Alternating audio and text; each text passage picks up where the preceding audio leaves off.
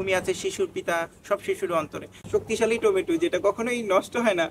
যে আহাল্লাহুল বাইয়া ওয়া হাররামা রিবা, আমি কথাটা আবার রিপিট করছি, যে ব্যবসায়ের মাসালা জানা প্রত্যেক ব্যবসায়ীর জন্য ফরজ। আসসালামু আলাইকুম ওয়া রাহমাতুল্লাহ। আলহামদুলিল্লাহ আলহামদুলিল্লাহ ওয়াসসালাতু ওয়াসসালামু আলা রাসূলিল্লাহ। এই শুধু আজকে আপনাদের সামনে একটি ব্যতিক্রমধর্মী ভিডিও নির্মাণ করতে চলেছি এবং বিশ্বাস করতে চাইছি যে যারা আমাকে পছন্দ করেন বা যারা আমাকে শোনেন তারা আমার কথাগুলো মনোযোগ দিয়ে শুনবেন এবং আমি কি বোঝাতে চাইছি বা কি শেয়ার করতে চাইছি সেটি একটু বোঝার চেষ্টা করবেন এবং নিজেদের বাস্তবিক প্রায়োগিক জীবনে একটু হলেও বাস্তব করার চেষ্টা করবেন। আসলে আমরা এখন অনেক কথা বলি, অনেক কথা শুনি, কিন্তু বাস্তব জীবনে গিয়ে সেটি বাস্তবায়ন করা আমাদের পক্ষে অনেক কঠিন হয়ে ওঠে। তো প্রিয় সুধী, আজকে আপনাদের সামনে যে কথাটা বলবো সেটি হচ্ছে যে আমার সাম্প্রতিক সময়ে একটি দুঃখকর অভিজ্ঞতার সৃষ্টি হয়েছে। সেই অভিজ্ঞতাটি আপনাদের সাথে শেয়ার করতে চাই। প্রথমে সেটি হচ্ছে যে কুরবানি ঈদ গিয়েছে, 7-8 দিন হলো।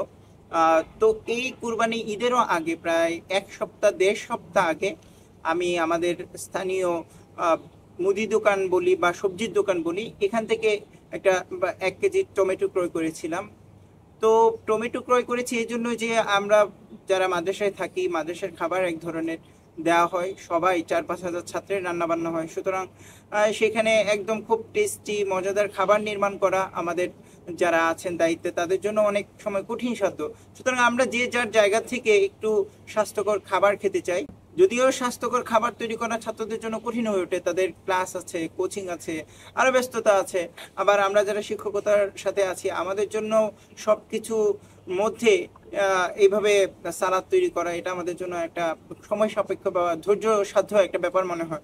তারপরেও অনেকেই পরামর্শ দিয়েছেন যদি আমরা একটু সালাদ করি তাহলে খাবারটা ভালো লাগবে, খাবারটা খেতে ইচ্ছে করবে, যতটুকু সাধ্য কুলোয় আর কি। সেই জায়গা থেকেই আমি আমার ছাত্রদেরকেও বলতে চাইবো যে তোমরা অবশ্যই চেষ্টা করবা যে এক একজনের দায়িত্বে যদি একটু সালাদ করে খাবারটার সাথে আমরা দুপুরে খেতে পারি বা রাতে বা সকালে খেতে পারি তাহলেও একটা খাওয়া হলো আর কি। এখানে তো অবশ্যই বাসার মতো রান্না আদৌ হবে না, বাসার 5 জনের রান্নায় অনেক সময় আম্মুদের রান্না আমরা খেতে চাই না, বা একবার ভালো হলে আরেকবার ভালো হয় না, এখানে হাজার হাজার ছাত্রের রান্না বান্না হয়। সুতরাং সেক্ষেত্রে আমাদেরও চেষ্টা থাকা উচিত কিভাবে খাবারটাকে সুস্বাদু করা যায়, কিভাবে খাবারটা খাওয়া যায়। প্রথম মেসেজটা আমি আমার ছাত্র ভাইদেরকে এটাই দিতে চাইবো। তো দুঃখের কথাটা এখন বলি, সেটা হচ্ছে যে তখন আমি টমেটো সংগ্রহ করেছি এবং সালাদ 2টো টমেটো বা 3টা টমেটো কিছু কাঁচামরিচ দিয়ে এই সালাদটা তৈরি করতে হয় করেছি। এরপরে অলসতার কারণে হোক যে কারণে হোক এরপরে বাকি যে টমেটোগুলো ছিল সেই টমেটোগুলো দিয়ে সালাদ হয়নি আর কি। তো একটা টমেটো কোথায় পড়েছিল এটা খেয়ালও করিনি, আর ওটা দিয়ে সালাদও বানানো হয় নাই। অনেক 1 সপ্তাহ বাদে দেখি যে টমেটোটা পচে যাওয়ার কথা ছিল, যেহেতু এটা কাঁচা সবজি, আমার ফ্রিজের মধ্যেও এটা ছিল না, তো ভেবেছি এটা নষ্ট হয়ে যাবে, কিন্তু আদৌ এটা নষ্ট হয়নি, 1 সপ্তাহ চলে গিয়েছে। তখন থেকে মনের মধ্যে ঘুরপাক খাচ্ছিল যে এই বিষয়টা, এই যে আহ, অনেক এটা কি বলে শক্তিশালী টমেটো যেটা কখনোই নষ্ট হয় না, এই টমেটোটা আমি আমার শুধু দর্শকবৃন্দের সাথে শেয়ার করবো এটা ভেবেছি। তারপরেও সুযোগ হচ্ছিল না। আমার সাথে যে ইয়াসিন থাকে সে সবসময় আমার কাজের সাথে সংযুক্ত থাকে, আমাকে সহযোগিতা করে, তারও সময় হচ্ছিল না, আমার সময় হলে ওর হয়, ওর সময় হলে আমার হয় না। সুতরাং ভিডিওটা আর তৈরি করতে পারছিলাম না। তারপরে এভাবে দিন যাচ্ছিল যাচ্ছিল যাচ্ছিল, একবারে ঈদ চলে এসেছে, তোর মধ্যে 10-15 দিন হয়ে গেছে, ইয়াসিন বাড়িতে চলে গেছে। আমি ভাবছিলাম যে ভিডিওটা করব, তারপর ভিডিওটা করার আশাই ছেড়ে দিয়েছি। টমেটোটা হয়তো নষ্ট হয়ে যাবে, আর নষ্ট হয়ে গেলে তো আর ভিডিওটা আমি আপনাদের সাথে শেয়ার করতে পারবো না। তারপরও আর 7-8 দিন চলে গেছে, আজকে কুরবানি ঈদ চলে গেছে, অনেক দিন হলো, ইয়াসিন চলে এসেছে, কিন্তু টমেটোটা নষ্ট হয় নাই। টমেটোটা এখনো আগের মতোই রয়ে গিয়েছে এবং এটা আমি হেসে হেসে বলছি। আসলে এটা একটা দুঃখের বিষয় যে আমরা আসলে খাচ্ছিটা কি, আমাদেরকে কি খাওয়ানো হচ্ছে, তাই না? যারা ব্যবসা, আমরা অনেক বড় বড় ব্যবসায়ীদেরকে আমরা গালমন্দ করি, তারা লুটপাট করছে, তারা ইসলামের বিরুদ্ধে আমাদের অর্থগুলো নিচ্ছে, কিন্তু আমরা যারা মুসলিম আছি, আমরা যারা এই সবজির ব্যবসা করছি বা আমরা যারা এই ব্যবসাগুলোর সাথে জড়িত আছি, হোটেল ব্যবসার সাথে জড়িত আছি বা খাবারের সাথে জড়িত আছি, তারা করছিটাকে, এইটা হচ্ছে প্রশ্ন। আমরা হাদিসের মধ্যে পড়েছি আত্তাজিরুস সাদুকুল আমিন মা সিদ্দিক মা নাবিয়িন ওয়াস সিদ্দিকিন, আমরা হাদিসের মধ্যে পড়েছি আত্তাজিরুস সাদুকুল আমিন মান নাবিয়িন ওয়াস সিদ্দিকিন ওয়াশ শুহাদা। ব্যবসায়ী যারা আছেন তারা নবীদের সাথে থাকবেন, তারা শহীদদের সাথে থাকবেন, তারা সিদ্দিকগণের সাথে থাকবেন। কিন্তু কোন ব্যবসায়ীগুলা যারা এভাবে খাবারকে অনেকদিন জিইয়ে রাখে বিষাক্ত কেমিক্যাল মিশ্রিত করে, এই ব্যবসায়ীরা কিয়ামতের দিন নবীদের সাথে থাকবেন? এটা কিন্তু আমাদের চিন্তা করার বিষয়। সুতরাং আমরা ব্যবসা করছি, আমরা জানি যে একটা আয়াত, সুপ্রসিদ্ধ আয়াত কোরআন কারিমে আছে যে আহাল্লাহুল বাইয়া ওয়া হারামার রিবা, আল্লাহ তাআলা ব্যবসাকে হালাল করেছেন আর সুদকে করেছেন হারাম। তাহলে কোন ব্যবসাকে আল্লাহ সুবহানাহু ওয়া তাআলা হালাল করেছেন? যেই ব্যবসার মাধ্যমে খাবার বিক্রি করে খাবারটাকে আমি বিষাক্ত করে তুলেছি, মানুষের শরীরে ক্ষতি করছে, ওই ব্যবসা করে আমি কাল কিয়ামতে নবীদের সাথে থাকবো, এটা কি আশা করা যায়? বরং এই ব্যবসাটা এক ধরনের, সুদ যেমন হারাম, এই ব্যবসাটাও হারাম। যেই ব্যবসা মানুষের ক্ষতি করে সেই ব্যবসা করে কখনোই আপনি পুণ্য হাসিল করতে পারবেন না। ব্যবসা খুবই প্রয়োজনীয় একটা জিনিস। আমাদের রাসূল কারীম সাল্লাল্লাহু আলাইহি সাল্লাম ব্যবসা করেছেন। তার যত সিনিয়র সাহাবী ছিল বা তার অধিকাংশ সাহাবী কোনো না কোনোভাবে এই ব্যবসার সাথে জড়িত ছিলেন। হযরত আবু বকর রাদিয়াল্লাহু তাআলা আনহু তিনি ব্যবসা করেছেন, ওমর রাদিয়াল্লাহু তাআলা আনহু তিনি ব্যবসা করেছেন, উসমান রাদিয়াল্লাহু তাআলা আনহু তিনি ব্যবসা করেছেন। আমাদের মাযহাবের যিনি ইমাম রয়েছেন, ইমামে আজম আবু হানিফা রাহিমাহুল্লাহ, তিনি ব্যবসা করেছেন। সুতরাং ব্যবসা আমাদের করা উচিত। দুর্ভাগ্য আমাদের সমাজে যে আলেম ওলামারা যখন ব্যবসার কাজে আসে, তখন একটা শ্রেণী মানুষ কোথায় সাধুবাদ জানাবে, কোথায় অভিনন্দন জানাবে, কোথায় এটাকে প্রমোট করবে। সেক্ষেত্রে যখন আলেম ওলামারা ব্যবসা করতে আসে, তখন একটা শ্রেণীর মানুষ নাক সিটকানো শুরু করে, তারা আলেম ওলামাদেরকে ঠাট্টা করতে শুরু করে যে আপনাদের কাজ হচ্ছে মসজিদ মাদ্রাসা নিয়ে পড়ে থাকা, আপনারা কেন ব্যবসায় না। আমাদের আলেম ওলামাদের থেকেও এখন সচেতন হওয়া দরকার। এই দেশকে যদি সুন্দর ব্যবসায়িক রীতিনীতি পদ্ধতি উপহার দিতে হয়, তাহলে সেটা তো আলেম ওলামারাই করবে। কারণ ব্যবসায়ের হাজারো মাসালা রয়েছে। আপনি একজন দোকানদারের কাছে যান, সেটা ঘুড়ি ব্যবসায়ী হোক, সেটা চশমার দোকানদার হোক, সেটা সবজি বিক্রেতা হোক, সেটা ডাল বিক্রেতা হোক, একটা মাসালা জিজ্ঞেস করেন, তারা ব্যবসার কোনো মাসালাই বলতে পারবে না।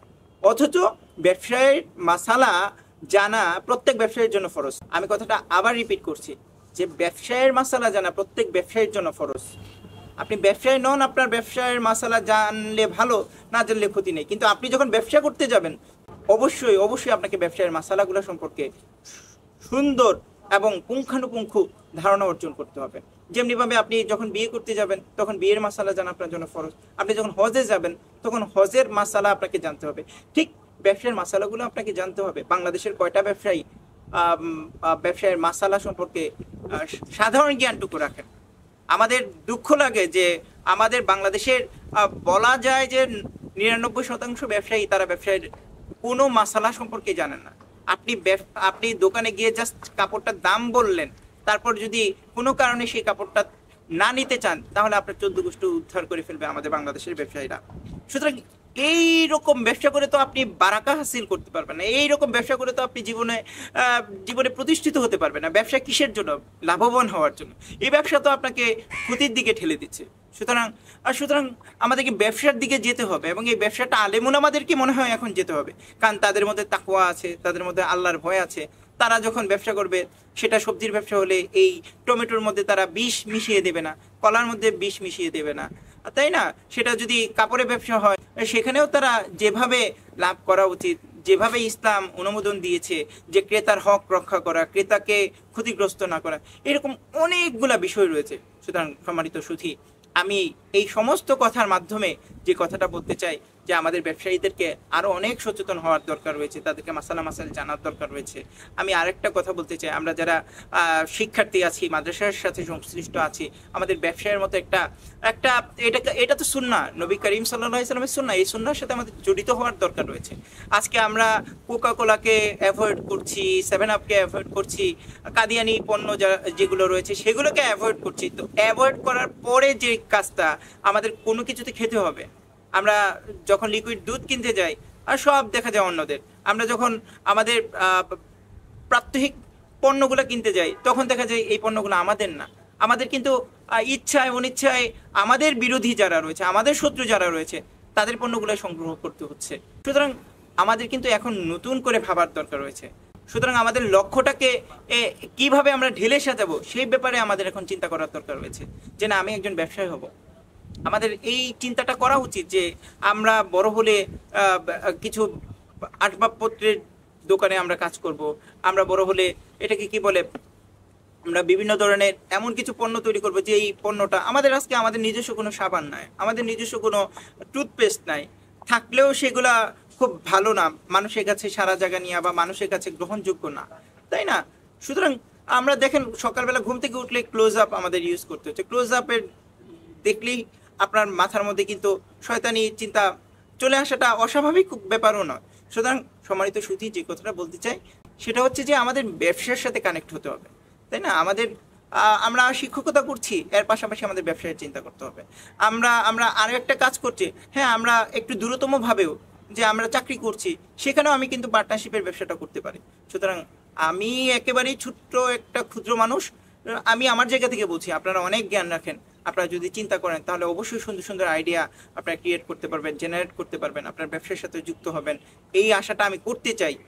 বিশেষ করে যারা আমার ছোট ছোট ক্ষুদে শিক্ষার্থী, বেশি ক্ষুদে শিক্ষার্থীরা আমাকে বেশি ভালোবাসে এবং আমি তাদের সাথে কানেক্ট থাকতে বেশি পছন্দ করি। তাদেরকে বিশ্বাস করতে চাই যে তারা একটা সময় অনেক বড় হবে, তারা এখন ঘুমিয়ে আছে, তাদের মধ্যে এখন শিশুর পিতা আছে, তাই না? আমরা জানি যে ঘুমিয়ে আছে শিশুর পিতা, সব শিশুর অন্তরে। সুতরাং এই শিশুগুলো আগামী দিনের পিতা হবে। সুতরাং এদের কাছে আমার অনুরোধ, তোমরা তোমাদের এই শিক্ষকের কথাগুলো বোঝার চেষ্টা করবে, তোমরা ভবিষ্যতে এই দেশে বিপ্লব সৃষ্টি করবে, এই আশাটা আমরা করতে চাই। এবং বড় যারা আছেন, সিনিয়র যারা আছেন, তারাও কিন্তু নতুনভাবে চিন্তা করতে পারেন। আপনি যদি সৎ ব্যবসায়ের চিন্তা করেন, আপনি যদি সুন্নাহ মেনে ব্যবসা করার চিন্তা করেন এবং রাসূলুল্লাহ সাল্লাল্লাহু আলাইহি সাল্লামকে ভালোবেসে ব্যবসায়ের চিন্তা করেন, তাহলে অবশ্যই এই ব্যবসায় আপনি বারাকা পাবেন এবং আপনার এই ব্যবসা দ্বারা জাতি উপকৃত হবে, সমাজ উপকৃত হবে, এত কোনো সন্দেহ নাই। আল্লাহ সুবহানাহু ওয়া তাআলা আমাদেরকে হারাম ব্যবসা থেকে হেফাজত করুন এবং হালাল ব্যবসা নিজেদের জীবনে বাস্তব করার তৌফিক দান করুন। আমিন। আসসালামু আলাইকুম ওয়া রাহমাতুল্লাহ।